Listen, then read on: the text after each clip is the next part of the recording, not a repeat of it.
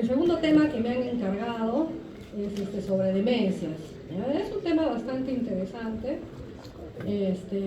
como vamos a ver. ¿Ya? También se ve mucho en la consulta neurológica. ¿Ya? Y bueno, pues realmente cualquier familiar nuestro lo puede tener, es frecuente, ¿no? A más edad, pues lo vamos a ver un poco con mayor frecuencia. ¿Ya?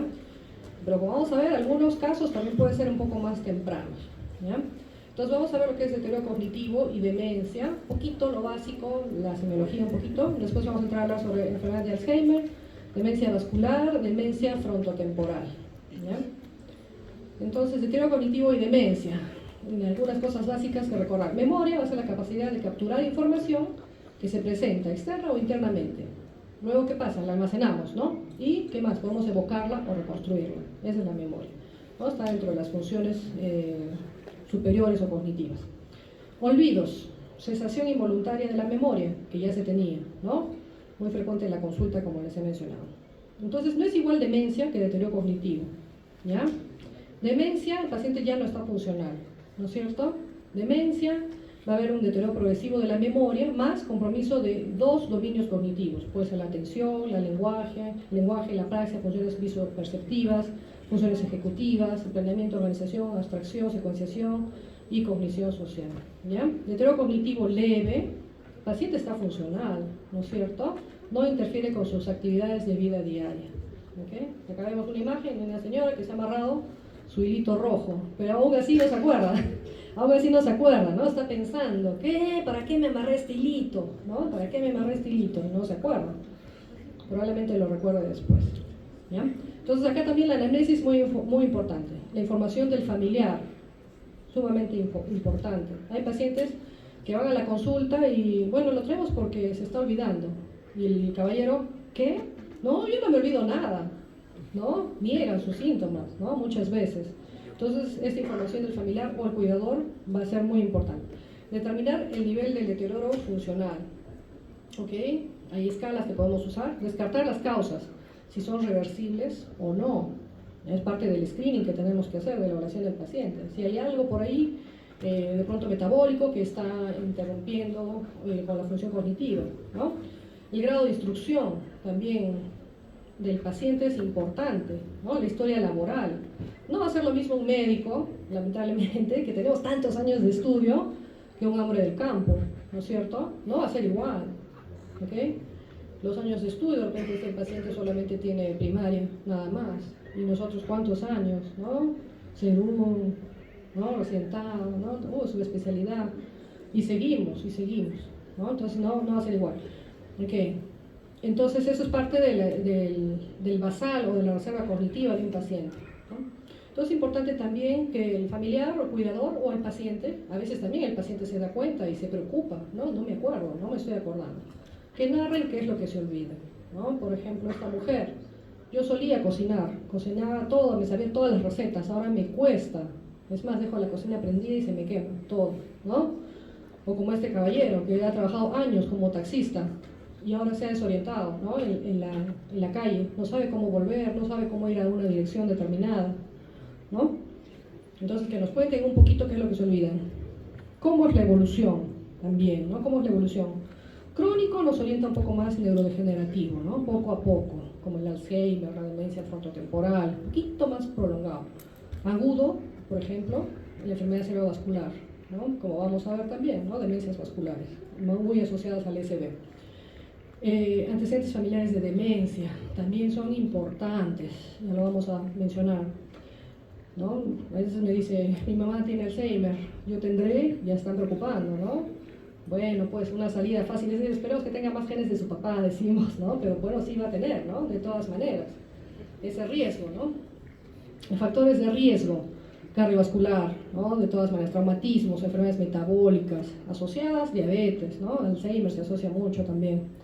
El consumo de alcohol, las infecciones también, trastornos psiquiátricos, por ejemplo, la depresión es una enfermedad muy asociada, ¿ya? Otra es la hidrocefalia normotensiva. Acá tenemos la tríada de Hakim Adams, ¿no? Este es un cerebro normal y este es un cerebro con hidrocefalia a presión normal. ¿Ok? Entonces, la tríada es deterioro cognitivo, por eso que mucho lo mencionamos en este capítulo, el trastorno de la marcha, ¿no? Marcha, ¿no? Con ampliación de la base de sustentación a pequeños pasos, y va a haber compromiso de esfínteres, ¿no? De pronto se escapa la orina, que ya lo han operado de la próstata y ahora no sé por qué se le empieza a escapar la orina, se está olvidando todo, ¿no? Estos pacientes, entonces descartar. Por lo menos debemos tener un paciente con deterioro cognitivo, hacerle una tomografía, ¿ya? Entonces, consumo de alcohol, ¿no? También hemos mencionado. Ahora, etiología de la demencia. Este cuadrito también es interesante, de las etiologías más frecuentes de la demencia. Tenemos causas degenerativas, vasculares, psiquiátricas, tóxico-metabólicas, infecciosas, traumáticas, ¿no? Otras, como hemos mencionado también. Degenerativas, Alzheimer a la cabeza. Constituye el 40% de las demencias degenerativas. Según últimas bibliografías, llega pues hasta un 75%. El Alzheimer es la más frecuente. Demencia con cuerpos de Lewy, asociados a Parkinson, ¿no? Parkinsonismo.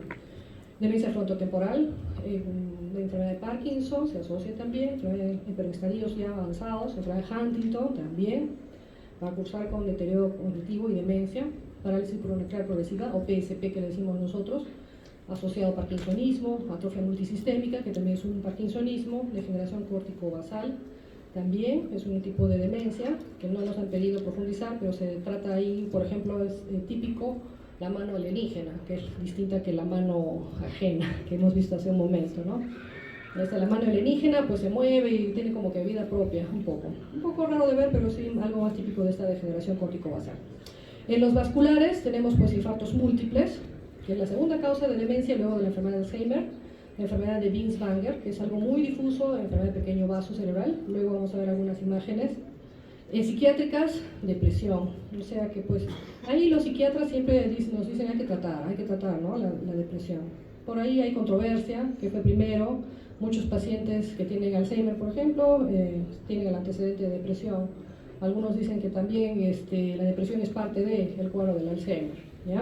Entonces, pero hay que tratarlas. Tóxico-metabólicas, deficiencia de B12, problemas de hipotiroidismo, ¿ya? Infecciones, SIDA, sífilis, enfermedades de Creutzfeldt-Jakob, enfermedad por priones, hay en Arequipa, el Hospital Nacional hizo un estudio de varios años, me parece que tuvieron como 8 casos más o menos, muy interesante, porque eso no tiene tratamiento, la muerte es inminente en estos pacientes, y revisen, cuidado con la carne media cruda, ese término medio, ¿ya?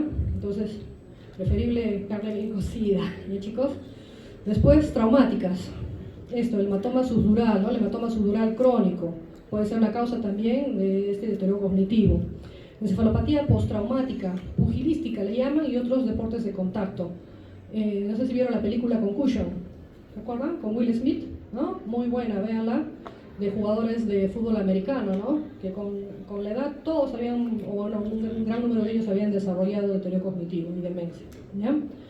Igual los boxeadores, ¿no? Los que tienen golpes repetitivos en la cabeza. Hidrocefalia crónica del adulto o hidrocefalia normotensiva, como hemos visto. Acá nos han puesto con asteriscos de causas de demencia reversible, ¿no? Que hay que tratarlas de todas maneras. Y eso pues es el enfoque inicial de un paciente que tiene deterioro cognitivo, tratar de buscar si hay causas reversibles o no. Si no hay, probablemente pues es neurodegenerativo, y lo que tenemos que tratar de hacer es detener la progresión, ¿no? Entonces, en esta imagen, ¿notan algo? Acá, ¿no es cierto? Hay una hipodensidad, hay signos tempranos de un ACV isquémico, ¿no?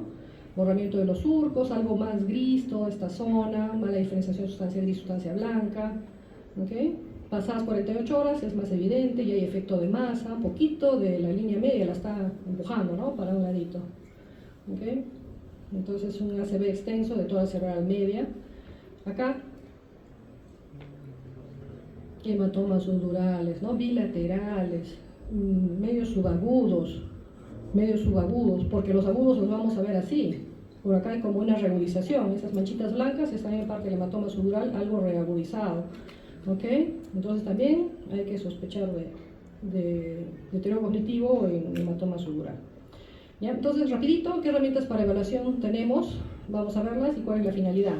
Detectan deterioro cognitivo sutil, ayudan a determinar el grado de deterioro cognitivo, facilitan el diagnóstico del tipo de demencia. Y bueno, existen múltiples test cognitivos, ¿no? Algunos son breves, bueno, la mayoría algunos son más extensos, que los aplican los neuropsicólogos, valoran el estado global, ¿no? Los breves son más un poquito de cribado, ¿okay? ¿Qué te recuerdan? La evaluación de memoria, uno bien conocido. Minimental test o test de Folstein. Otro, MOCA. Ya no lo recuerdo esto, vamos a pasarlo nomás rapidito. Ya, entonces acá está Minimental test o test de Folstein, ¿no? Nos va a evaluar la orientación espacial y temporal, atención, concentración, praxias, lenguaje, ¿ya? Es sobre 30 el puntaje, como vemos en este ejemplo, ¿ya? Pero hay que ser flexible. ¿Flexible por qué? Porque la edad del paciente, ¿no? La escolaridad también, no va a ser lo mismo un médico que uno que ha trabajado en el campo, ¿no? De pronto. Entonces, pero va a ser significativo, por ejemplo, si es menor de 50 años y tiene 29 puntos, menor de 50 años ya tiene un puntito menos, ¿no? Entre 50 y 79 años y tiene 28 puntos, entre 80 y 89 puntos y tiene 26 puntos. De 0 a 4 años de estudio, o sea, primaria, un poco algo de primaria, ¿no es cierto? Menos de 19 puntos ya va a ser significativo. 5 a 8 años de estudio, menos de 23 puntos ya es significativo. 9 a 12 años de estudios, que es colegio, digamos, ¿no es cierto? Primaria y secundaria. Menos de 27 puntos va a ser significativo. Menos de 29 puntos en educación superior, ¿no es cierto? Pero no nos va a ayudar para disfunción frontal ejecutiva, ¿ya? Este test. Entonces el puntaje es sobre 30. Okay, este es el MOCA, ¿no? MOCA evalúa orientación, como vemos aquí, memoria, atención, lenguaje, función ejecutiva, función visual, ¿no? Función visual, ejecutiva, denominación, memoria, atención, lenguaje, abstracción, todos estos ítems, ¿no? Más sensible para el deterioro cognitivo leve. O sea que, de acuerdo a los años de estudio, preferible aplicar el MOCA, ¿no? Demencia leve o deterioro cognitivo leve, para ahí nos va a ayudar. Es fácil, está traducido a más de 55 idiomas, también es sobre 30, menos de 26 nos habla de un deterioro, ¿no? Pero se puede agregar un punto si tiene menos de 12 años de escolaridad, ¿ya? Okay, este es un ejemplo de un paciente que realizó un MOCA test. Vemos cómo va acá la secuenciación, 1A, 2, ¿qué sigue? 2B, de ahí tenía que seguir uniendo, pero no lo unió, pero al menos emparejó, ¿no es cierto? Como copia el cubo, no está completo, dibuja un reloj, no está bien, ¿no? Hay que hablar el contorno, los números, las agujas, la identificación de los animales, solo identificó el león y este le dijo camello, pero bueno, ¿cuál es su nombre de este? Dromedario, ¿no? Mejor, más correcto. Listo, listo. Muy bien. ¿Qué pasó? ¿Qué dijeron? Ya. Ok. La memoria, entonces también le decimos, ¿no? Las siguientes palabras: rostro, seda, iglesia, clavel, rojo. Al primer intento, 2 palabras. Al segundo intento, solo 1, ¿no? Lee la serie de números, ¿no? Y que el paciente la repita, como, más o menos como un número de teléfono, a ver si lo logra, ¿no? Recordar, eso es para ver la atención. Lea la serie de letras, restar de 7 en 7, el lenguaje bueno, ¿no? Abstracción, ¿no? Similitudes, manzana, naranja, ¿qué es? Una fruta. Tren, bicicleta, eso sí lo hizo el paciente. Recuerdo diferido de las palabras que le habíamos mencionado, ¿no? Sin pistas, ninguno, nada, no recordó nada, ¿no? Pues puedes dar pistas, por ejemplo, es una parte de la cara, o bueno, de la cabeza. Es un tipo de tela, ¿ya? Donde van los domingos a rezar. Es una flor, es un color, ¿no? Puedes darle también pistas. O de elección múltiple, a ver cuál es, para que recuerdes. ¿Es una rosa, es un clavel o es una margarita? Ah, un clavel era, ¿no? Ya se acuerdan un poquito. Bueno, este paciente sacó 13 sobre 30, mal, ¿no? ¿Cierto? Hemos visto que es, ¿cuánto? Menos de 26. Acá este personaje también pasó su MOCA test, ¿no? Pero lo pasó, dice, lo pasó Donald Trump. Listo, otra evaluación, test del reloj, diseñado por Bettersby, ¿no? Conjunto con otros colaboradores en el año 1956, pero aún está vigente. 1972, Butler y Kaplan crearon el test del reloj para evaluar otro tipo de incapacidades, apraxias, agnosias visoespaciales, ¿no es cierto? Hay que planificar, porque no es igual que ponga el 12 acá, que el 12 allá, o que lo haga todo corridito como vemos aquí. Entonces tiene que planificar el paciente, cómo va a poner, ¿no? Los números en el reloj, ¿no? Funciones ejecutivas, pensamiento abstracto, la comprensión, la atención tienen que estar endebles. Puntaje máximo 10, menos de 7 o menos ya es significativo. Es una prueba de cribado más no de diagnóstico. ¿Y cómo era la evaluación? ¿Se acuerdan? hay que trazar, ¿no? Esas líneas así y vamos contando, ¿no? 1, 2, acá, un número correcto debe caer en cada espacio, ahí tendría los 8 puntos, ¿no? El 1, 2, el 4, el 5, el 7, 8, el 10, el 11, 8 puntos. Después, la distribución de las manecillas es el punto 9 y 10 el tamaño de las manecillas, ¿ya? Ok, miren esos ejemplos, cómo hacen los pacientes, ¿no? A veces te ponen 11 y 10, te ponen acá, siempre les decimos esta hora, ¿no? 11 y 10.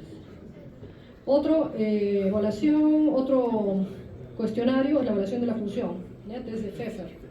Es para aplicarlo, también es rápido, ¿no? Por ejemplo, maneja usted su dinero, usted maneja sus medicamentos, ¿no? El familiar dirá, ya no, yo tengo que darle sus pastillas, ni se acuerda ni sabe cuál es cuál, se puede tomar de más o de menos, ¿no? Si lo dejan en la casa solo, podría cocinar, o si sale a la calle, o si se ha perdido alguna vez, ¿no? Todas estas preguntitas son del test de Pfeffer, y más de 6 puntos ya nos habla de una alteración funcional, ¿ya? Entonces, en cuanto al examen físico, la presión arterial es importante, bueno, como factor de riesgo cardiovascular, ¿no? La hipertensión, la auscultación de las arterias carótidas también podríamos hacer, parecida obstrucción, examen neurológico completo, ¿no? De ahí si hay debilidad, parece, hasta sonos sensitivos, visuales, coordinación, marcha, tono, movimientos involuntarios, y estos signos de liberación frontal. Lo vamos a ver cuando ya haya avanzado un poco más la enfermedad, ¿no?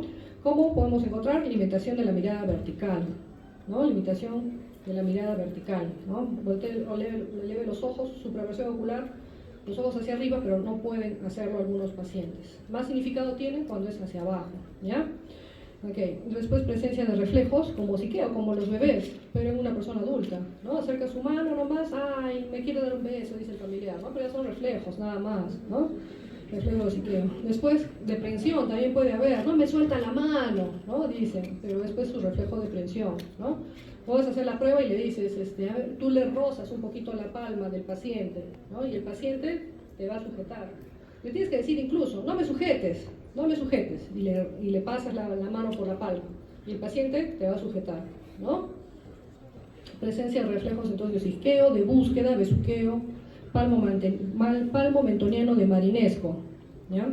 Nosotros rozamos, puede ser con la parte posterior del martillo, o con un lapicero, pero no por la parte de la punta, ¿no? En la palma, y observamos si hay una contracción, ¿no? Como vemos aquí. De pronto hay una contracción. Entonces son signos de liberación frontal, ¿ya?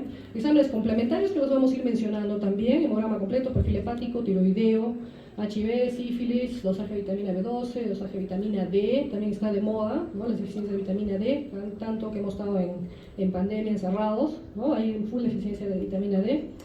De imágenes, tomografías, ¿no? Hay que ver si hay atrofias o no, qué patrón tiene la atrofia, si son parietales, frontales, temporales, resonancias. Estudios funcionales, PET, ayudan a descartar también otras patologías. Encefalograma, por sospecha de enfermedad de Creutzfeldt-Jakob, típico es encontrar las ondas trifásicas, ¿no? Con paroxismos de ondas lentas y periódicas, ¿no? Trifásicas porque tienen una fase para abajo, otra para arriba, así, ¿no? 3 fases. Eso es típico en Creutzfeldt-Jakob. Diagnóstico diferencial. Esto es lo breve, porque de ahí vamos a hablar de Alzheimer, vascular y del frontotemporal, ¿no es cierto? Alzheimer, la más frecuente, problemas de memoria, nominación, visoespacial. El deterioro cognitivo vascular, escalonados. Esa es la palabra clave, escalonados, ¿no es cierto? Que tiene un ACV. Tiene que tener, si no hay una imagen, pues no hay diagnóstico de demencia vascular. Tiene que tener una imagen, ¿no? De un infarto, con factores de riesgo cardiovascular. Demencia con cuerpos de Lewy, alteraciones visuales, alucinaciones generalmente, ¿no? Recurrentes, parkinsonismo, caídas frecuentes, trastornos del sueño REM. La demencia frontotemporal, trastornos de conducta tipo frontal, ¿no? Desinhibición, hipobulia, hiperorexia, con memoria conservada de inicio, ya también es una característica importante, como vemos acá este personaje, ¿no es cierto?, que tiene este tipo de demencia, ¿no? Un poco desinhibido, ¿no? Enfermedad de Creutzfeldt-Jakob, que ya hemos mencionado también, demencia rápidamente progresiva, con mioclonías, trastornos visuales y ataxia. Esto en menos de 3 meses. En menos de 3 meses el paciente está postrado en una cama. Hace 3 meses bailaba, hacía su vida normal, salía a la calle, ¿no? Y presenta así con estas mioclonías, movimientos involuntarios, ¿no? Afecta el lenguaje, ya no se comunica el paciente. Y hacemos una punción lumbar y pedimos un marcador, ¿no? Y en líquido cefalorraquídeo, y pues nos va a salir el diagnóstico de Creutzfeldt-Jakob. Demora más de un mes. Ok, entonces nos vamos a dedicar entonces a la enfermedad de Alzheimer, ¿ya? Ahí en lo que nos han mandado de lo que hay que hacer, nos han puesto demencia senil. Pero demencia senil ya es un término que se ha dejado de usar, ¿ya? Demencia senil. Porque tenemos pacientes de 90 años y que están ok, salen a la calle, hacen su vida normal, incluso mayores, ¿no? Hace poco falleció un médico, un neurólogo en Lima, el doctor Gerí, y ha atendido hasta los 100 años. Ha trabajado hasta los 100 años, imagínense, ha muerto a los 105 años, ¿ya? Entonces, demencia senil ya es un término que no usamos. Entonces hay que definir, ¿eso es un Alzheimer o qué es? ¿No es cierto? Listo. Entonces, un poquitito sobre la historia de la enfermedad de Alzheimer. 1901, imagínense cuántos años atrás, ¿no? Más de 100 años. Alois Helmer, es un neurólogo psiquiatra alemán, observó una paciente en el asilo de Frankfurt. Se llamaba Auguste, ¿no? Era una mujer joven, no tan mayor, 51 años, que presentó pérdida de memoria a corto plazo y síntomas de trastorno del comportamiento. Unos 5 años después, la paciente murió, ¿no? Entonces el doctor Alzheimer envió su cerebro y sus registros médicos a Múnich, ¿no? Entonces se hizo el teñido, ¿no? de varias sesiones de su cerebro y en el laboratorio identificó las placas amiloides y los ovillos neurofibrilares, ¿ya? Vigentes actualmente, ¿no? Si ustedes revisan, vigentes actualmente, este hallazgo de 1906, ¿no? Actualmente como sello patológico, más no patognomónico, ¿ya? Porque hay otras enfermedades neurodegenerativas que pueden tener, ¿ya? Entonces, Alzheimer publicó sus hallazgos en el 1907, presentó conjuntamente la patología y los síntomas clínicos del trastorno que se denominaba demencia presenil. Posteriormente, pues lo llamaron enfermedad de Alzheimer, ¿no? Entonces, mencionarles nada más que en los últimos 15-20 años ha habido pues un gran avance en la comprensión neurogenética y la fisiopatología de la enfermedad de Alzheimer. Entonces, Alzheimer nació en el año 1864 y murió en 1915. ¿Con cuántos años? Aproximadamente como 50, ¿no? Más o menos. Joven relativamente. Listo. Entonces, de Alzheimer, la definición es la más frecuente de las demencias, como hemos mencionado. Neurodegenerativa, ¿no es cierto? El paciente tiene un deterioro cognitivo-conductual. Esto va a interferir con la funcionalidad social, ocupacional. Incurable, va a progresar, ¿no? No hay forma. Con un periodo clínico largo, años. ¿Desde cuándo tiene los olvidos? No, ya toda la pandemia, ¿no? Y ahora pues se ha agudizado, ¿no? Los síntomas, ¿no? Y curso progresivo, entonces se caracteriza por la presencia de placas seniles o placas de beta amiloide, ¿no es cierto? Las placas de beta amiloide que son extracelulares y los ovillos neurofibrilares que van a ser intracelulares, ¿no? Estos acúmulos. ¿Ya? Entonces, ¿dónde van a estar? En el hipocampo, ¿no? Esta parte del lóbulo temporal, importante, que tiene que ver mucho con la memoria, y otras regiones de la corteza cerebral también, ¿no? Se va a generalizar de pronto. La prevalencia, esto como les estaba mencionando, 75% de los casos de demencia va a ser Alzheimer, y el 75% de los casos de un deterioro cognitivo leve va a ser por Alzheimer. Aumenta con la edad. Esto importante, no es parte del envejecimiento normal, ¿ya? No debe ser. Sin embargo, ha encontrado estos hallazgos en personas aparentemente sanas también, ¿no? De repente la cantidad, ¿qué otros factores más habrá? En Estados Unidos, un reporte de la Asociación de Alzheimer de este año, 2024, que se encontró que 6.9 millones de personas están afectadas por la enfermedad de Alzheimer, ¿ya? Un número muy importante, ¿no? 200.000 son menores de 65 años, ¿no? Este otro dato. Y fue la quinta causa de muerte en el año 2024, ¿ya? Entonces está como que en aumento. Ok. Entonces se estima para el año 2050 que serán más de 13 millones de personas afectadas con enfermedad de Alzheimer en Estados Unidos, ¿ya? La edad, a partir de 60 años. Raro, pero no imposible, alrededor de la tercera década, de los 30 años. Más frecuente en mujeres. Y acá está Auguste, la primera paciente del doctor Alois Alzheimer, ¿no? Esa facies que vemos en ella, ¿no? Un poco inexpresiva, aunque refieren que tenía sus periodos también de irritabilidad, de agresividad, ¿no? Entonces, más frecuente en mujeres. 2/3 de los casos en Estados Unidos son mujeres, lamentablemente, estamos con factor de riesgo. Raza más frecuente en afroamericanos que en blancos, ¿okay? Entonces, algo sobre la fisiopatología, muy brevemente. Entonces, hemos hablado de los ovillos neurofibrilares y de las placas seniles, ¿no? Entonces son los ovillos neurofibrilares. ¿Qué va a pasar? A ver, en una neurona sana, vemos acá el cuerpo, el axón, en la parte interna, ¿no es cierto? Tenemos este soporte interno llamado los microtúbulos. Estos pues traen y llevan información, nutrientes, ¿no? Bueno, todo un diálogo interno en la célula nerviosa, ¿no? Entonces, tau va a ser la proteína especial que une estos microtúbulos y los estabiliza, ¿no?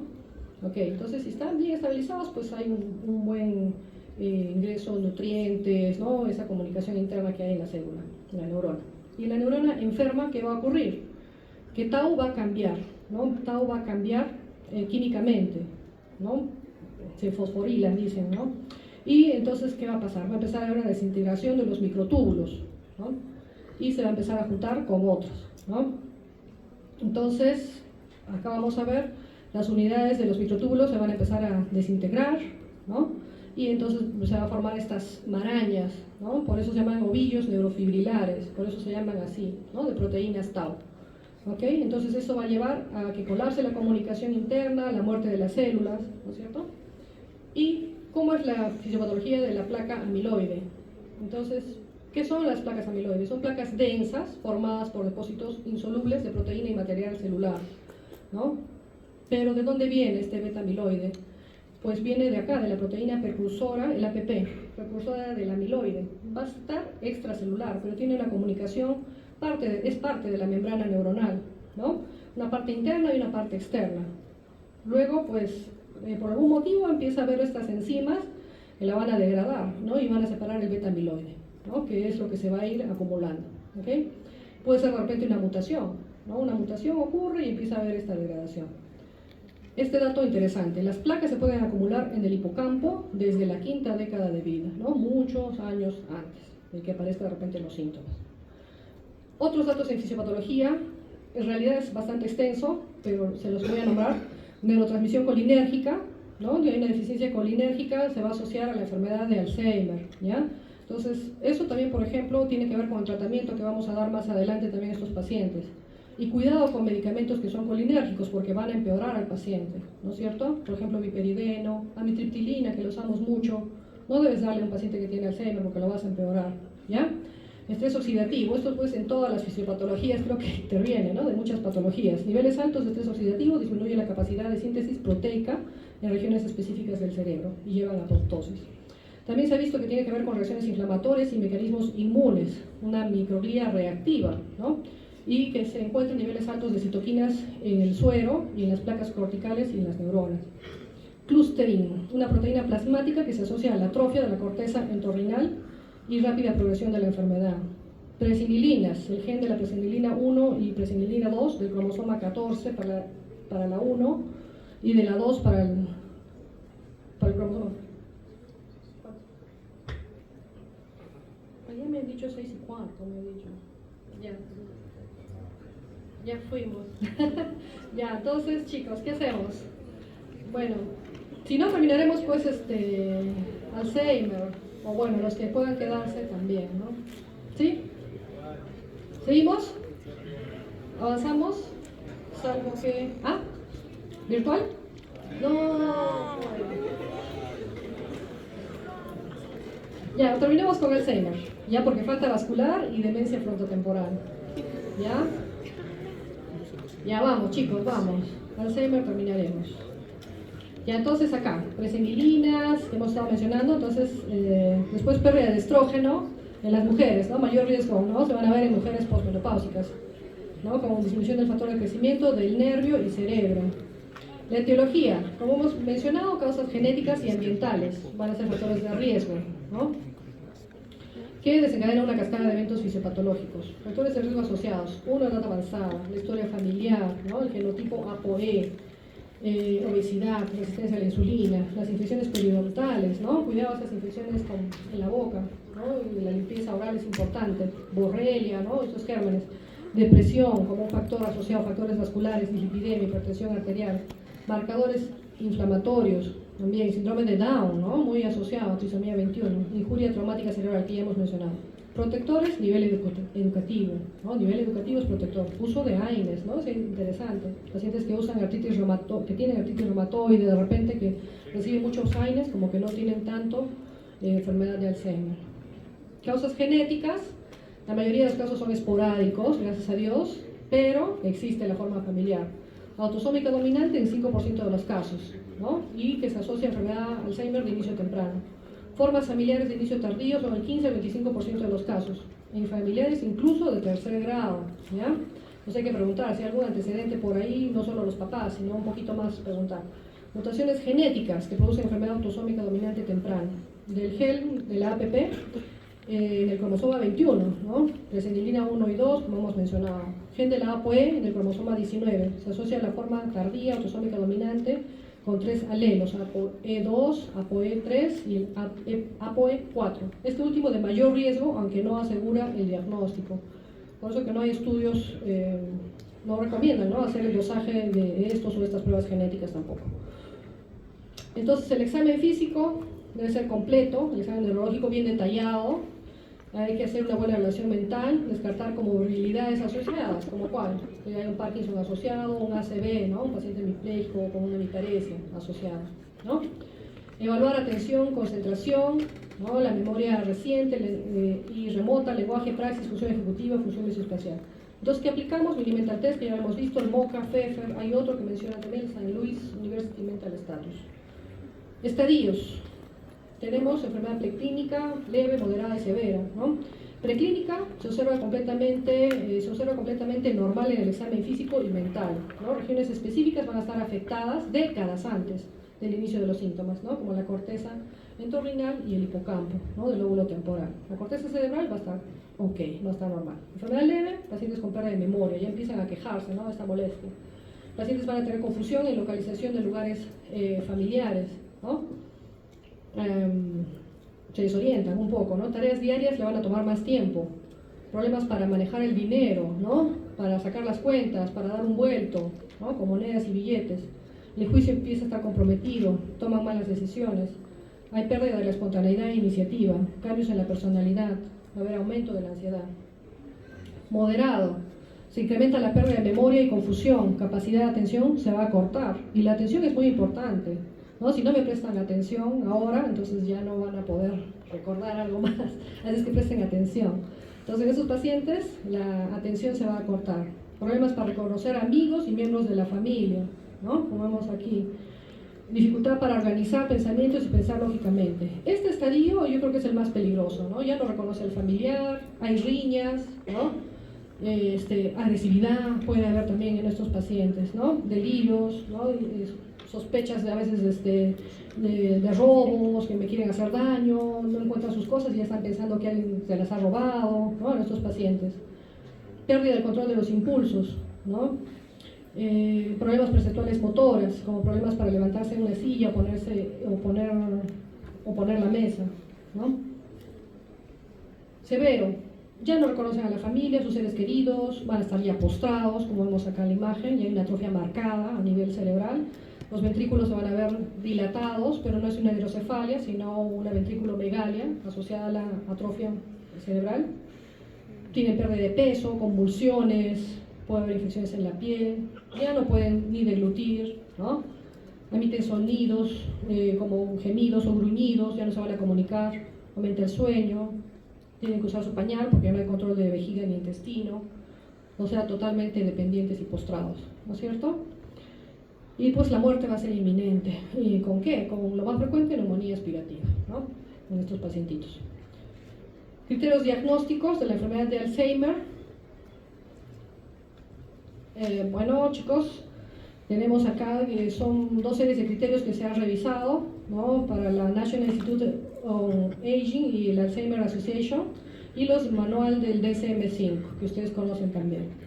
Para la demencia y la enfermedad de Alzheimer, ambos criterios requieren presencia de demencia, déficit de múltiples áreas cognitivas, ¿no?, múltiples áreas cognitivas, ya el paciente ya no está funcional.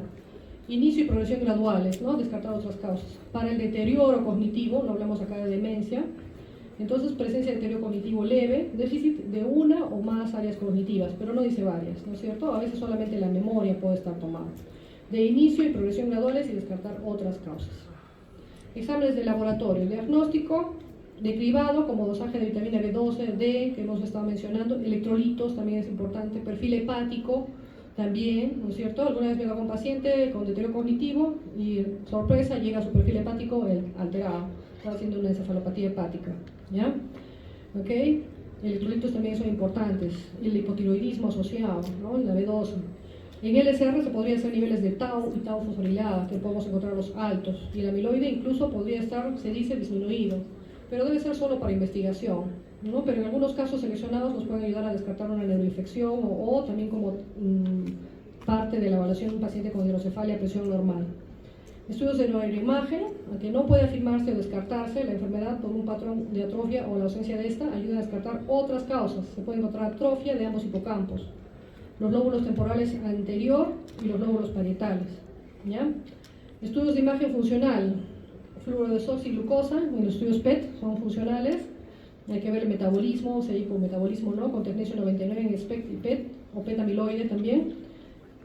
No son necesarios en todos los pacientes. ¿En qué pacientes va a ser más importante pedir estas pruebas de examen funcional? Que ya, por ejemplo, en Lima se hacen estos estudios. En pacientes jóvenes, ¿no? Que está sospechando que puede ser una enfermedad de Alzheimer de inicio algo más temprano, ¿no? Menores de 65 años. Electroencefalograma para descartar la enfermedad de Creutzfeldt-Jakob en algunos casos, estudios genéticos, en casos muy seleccionados, previa consejería. Eso es un tema muy delicado, ¿no? Diagnóstico diferencial, envejecimiento normal, lo mencionan ahí, demencia por cuerpos de Lewy, vascular, demencia frontotemporal, hematoma subdural crónico, hidrocefalia a presión normal, ¿no? Como vemos en esta imagen. El índice de Evans es lo que hay que calcular, ¿no? Más de 0.3 nos indica una hidrocefalia. Acá en esta imagen, aparentemente normal, pero si somos acuciosos, lo que vamos a ver es una hipotrofia en la región temporal, ¿no? En esta parte de aquí, en la región hipocampal, distinta que en este lado, que es algo leve, pero en este está un poco más marcado en el lado derecho. Acá la atrofia marcada, con hidrocefalia, es vacua, una paciente con enfermedad de Alzheimer. Estas son imágenes de PET scan, una persona normal, el metabolismo es conservado en las partes corticales, en cambio aquí pues ya no se va a notar nada, lo que es corteza, ¿no? Tratamiento, ya vamos a terminar Alzheimer, aprobados por la FDA, moduladores de los neurotransmisores, glutamato y acetilcolina, ¿no? Mejora la función cognitiva y síntomas conductuales. Tenemos dos grupos, inhibidores de la colinesterasa y antagonistas del NMDA. Tenemos en el primer grupo la galantamina, la ribastigmina, que esos son usados más para la enfermedad leve y moderada, ¿ya? Donepezilo puede usarse para la enfermedad leve, moderada y severa, para los 3 estadios. El antagonista del NMDA, la memantina, mejora síntomas neuropsiquiátricos para el tratamiento de demencia ya moderada a severa, ¿ya? Se han aprobado anticuerpos dirigidos contra el amiloide, ¿no es cierto? El aducanumab fue el primero que salió, pero ha sido ya eliminado.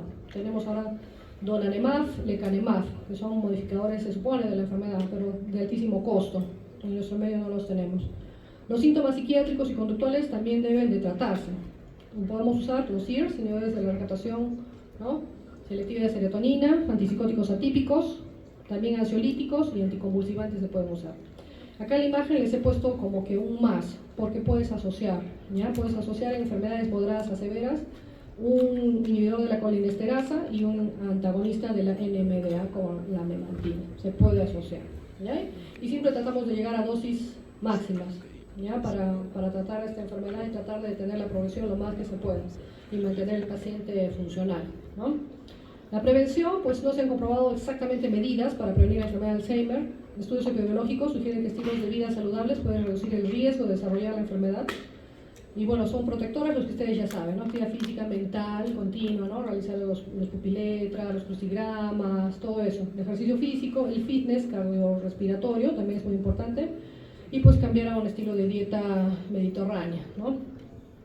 Ya chicos, ahí hemos terminado entonces Alzheimer. ¿Seguimos? Ya no. Ya chicos, muy bien. Entonces, bueno, ¿quién es el delegado general?